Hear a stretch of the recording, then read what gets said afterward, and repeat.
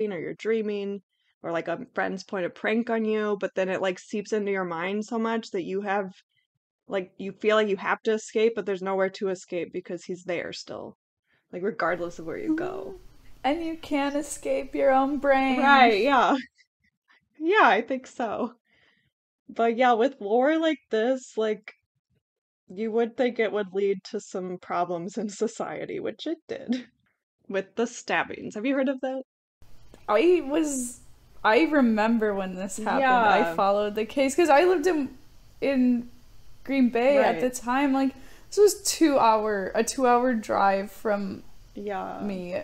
So I was into Yeah, it. I thought you would definitely be very familiar with it because, And there's a Netflix yeah, documentary too. I think it was Netflix or Hulu, one of the two. It was actually very sad, but yeah, it is sad.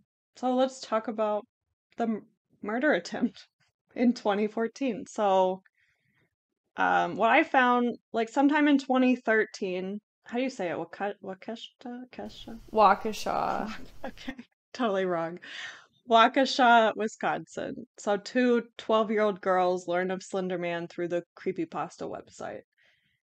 And through them learning about him, they somehow both get it into their minds that he could read their minds and that he was threatening them and their families. So this led them to plan the murder of their friend, thinking it would summon Slenderman to them, which I don't really get the logic there. I mean, there's no logic there, but Right. why kill a friend versus just some random person? I don't Yeah, why does it have to be their friend? know. Yeah, Sad. yeah.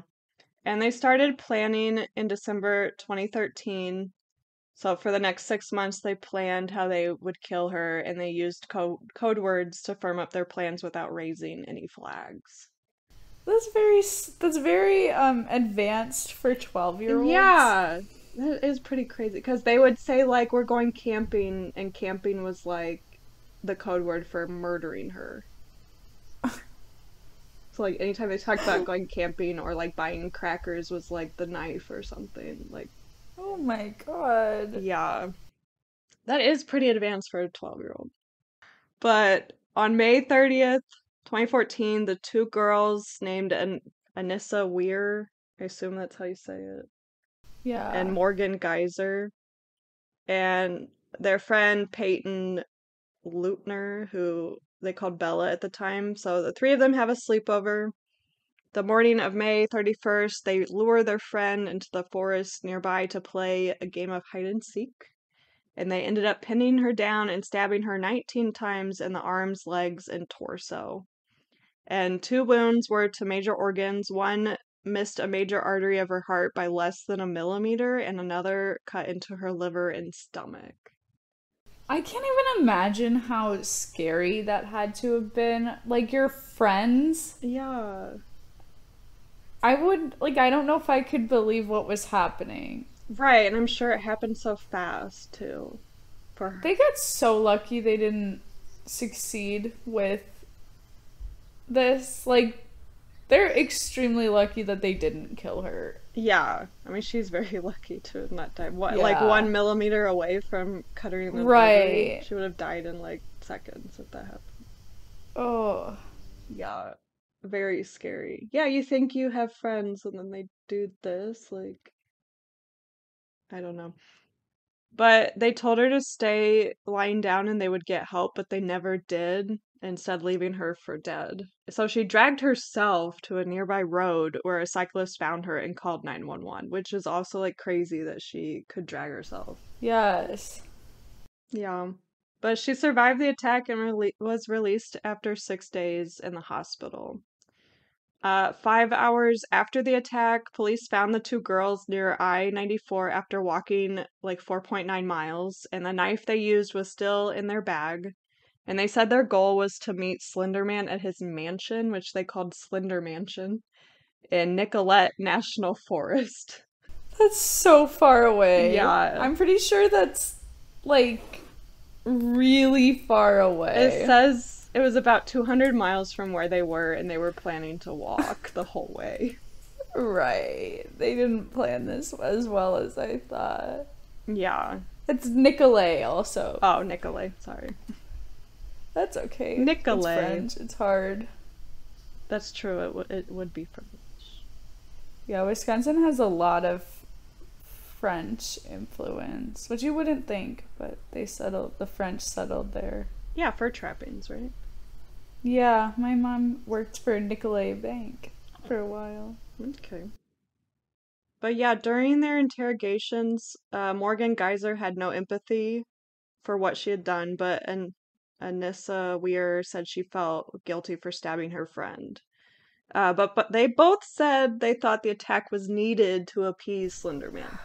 Just sad. Yeah. It seems like Morgan to me was the more of the like leader, Yes. and Anissa was just going along with it. But yeah, in Wisconsin at the time, anyone over 10 years old can be tried as an adult in homicide cases or like cases like this, attempted murder. So they were tried as adults. And at first they did plead guilty, but the jury found them not guilty by way of mental insanity. Yeah. But they both later took plea deals to avoid trials and potential jail time, I guess. Yeah, in 2017, Anissa Weir was diagnosed with schizophrenia, which her father also has. So she did have an actual mental illness For that some was reason, diagnosed. I thought it was Morgan, but I don't pay attention when I watch TV, so I have no idea. I believe you. Yeah, okay. This is what my sources said. But yeah, she was sentenced to 25 years to life, which involved at least 3 years in confinement and involuntary treatment in a state psychiatric institute, followed by supervision until age 37. So she's still under supervision now. That's good.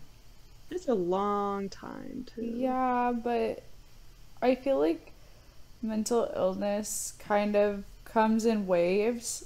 So, Wow. like, they could be fine for a while and then something comes up and then it. Yeah, like triggers it again, too, or something. Yeah. Yeah, that's true. Yeah, she had a court hearing in early 2021 when she was 19, where she said she was deeply regretful for her actions and she was released from the Winnebago Mental Health Institute. And she was assigned to Department of Health Services case managers to track her progress until she reaches age 37. But she's been like released. Well, in 2021 she was released. But she still has to be under 24-hour GPS tracking, which requires that she not leave. How do you say it again? Waukesha? Okay, required that she does not leave Waukesha County without permission. Keeps wanting to say Waukesha. But she also cannot use any social media, and all her internet use will be monitored. And she's also required to take medication. And she also has to live with her father during the time of her probation. Oh. So at least she's still heavily Right. monitored. Yeah, she can't. Yeah. Yeah. And then for Morgan Geyser in 2017, she was given the maximum sentence, which is 40 years to life, which also included the 3 years locked confinement and involuntary treatment. And she has to stay at the psychiatric institute until the complete resolution of symptoms or until she's age 53. So whichever's first. Wow. So she's still there, yeah. Which makes me think she was the leader because they're way harsher on her. And she had no Yeah. empathy. Right. The other girl at least had, like, she said she felt sorry afterwards. But this girl was, like, totally dead-faced. Like, nah, she had to die. Scary. But she did. Well, she has the opportunity to periodically petition for release from the mental institution, which she did try to do in 2020. And she also asked to be retried as a juvenile, which they denied. And her lawyer argued that she should have been tried differently, like under a different, he said like second degree instead of first degree. I don't I know if don't that's know. It's lighter or pretty whatever. premeditated. I know. So I'm like, I don't know how you could do that. But he also said that she gave some of her statements to investigators before being read her Miranda rights. So they petitioned the Wisconsin Supreme Court to hear the case after it was denied locally, but in 2021 they declined to hear the appeal as well. So she's still in the mental institute. Did they come up with a law since then that they don't have to read your Miranda rights? I feel like I saw that on a It's not TikTok. federally. Yeah, I saw federally that they wanted to get rid of it. Okay. I don't know if they actually got rid of it though. It would But be I a did see shame if people they talking about it. did, but I also don't know if I agree with people getting out of violent crimes because a police officer forgot to read them their rights. Like, if you admit Yeah, you did but it, I know due right. process and like whatever, but I don't want to hear that they got away because someone didn't do their job correctly. Yeah, but like shouldn't we just train them to do their job correctly? Like that should never. Shouldn't we just not kill people and then you don't have to worry about if your rights were read? Obviously, you need to Yes. they need to follow the rules, but my God, some people are so incompetent that I don't Yeah, want them to get away because there's incompetence. I know. But also some people confess even though they never did it either. Right, right. So even if you're saying, yeah, I did it, there could be many reasons that you're saying that, regardless if you actually did or didn't. Yeah, but So I don't know. that was probably a controversial statement. Oh my God, don't get mad at me. I mean, I feel like we could debate that sometime. I don't know. I haven't really thought too much about it. I feel like it is, it should be, you should be read your rights. No, people don't know what they're allowed to do either when they get arrested sometimes. Right. So I feel like it is like a general overview of here's your rights before while I'm doing this. Yeah, I I think don't you should be told your rights. know. Yeah, but I guess if they forget to tell you, should that be a get out of jail free card? Or if you just start blabbering when you get arrested before they get a chance. Like, Yeah. Yeah. I don't know. That's why you should say, give me a lawyer and don't say anything. yeah, that's my thing is why is anyone telling the police anything? Ever.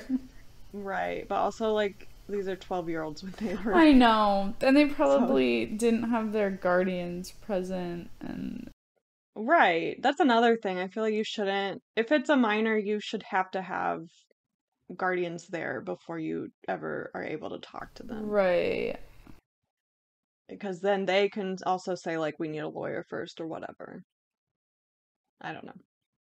But yeah, also similar timing in 2014 with that stabbing, a mother in Ohio was stabbed by her daughter, also blaming an obsession with Slenderman.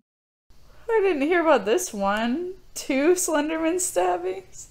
Yeah, in the same year, I could not find much more detail than that on this one. So obviously the other one overshadowed it. Was there a website out there like saying that you needed to do this?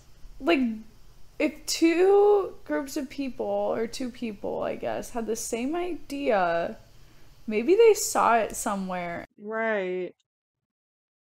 Yeah, I mean, this girl also had a history of mental illness, but it is weird that it's like two girls too, and like that's the only thing I've ever heard about it in relation to Slenderman. It was only girls. Yeah, I feel like there's something there that we don't know. Yeah, that's the mystery, I Do we guess. know how old she was? She was also a teenager, but I don't know beyond that. Maybe there's some like creep out there like grooming kids in chat rooms and Yeah, telling them this stuff. right, because But what I if she think stabbed her they mom? definitely would have told, like, that would have come out in trial if that was happening, I assume. Yeah, I don't think this girl even had a trial because like her mom survived as well, and her mom was probably protecting her or something, or figured out something beyond a trial. Yeah. But yeah, I feel like it would have come out with the other two girls if they were like, this person told us online. I mean, they just said it was Slenderman. Right. What if they thought they were talking to Slenderman?